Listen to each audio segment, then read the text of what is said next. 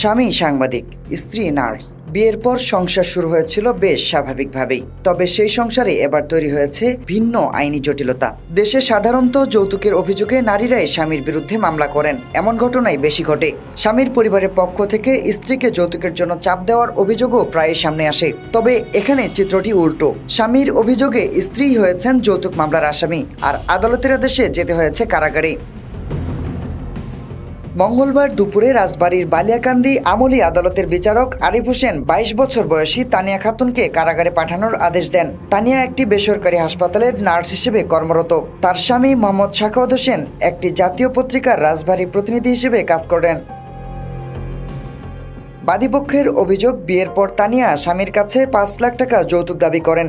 এক পর্যায়ে তিনি বাবার বাড়ি চলে যান এবং যৌতুকের টাকা ছাড়া সংসারে ফিরতে রাজি হননি। পরে পারিবারিক ও স্থানীয়ভাবে বিষয়টি মীমাংসার চেষ্টা করা হলেও তা সফল হয়নি বলে মামলার এজাহারে উল্লেখ করা হয়েছে।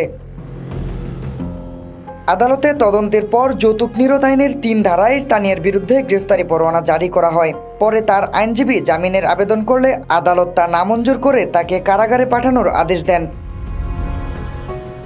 রবিউল ইসলাম রুবেল, ডেইলি বাংলাদেশ।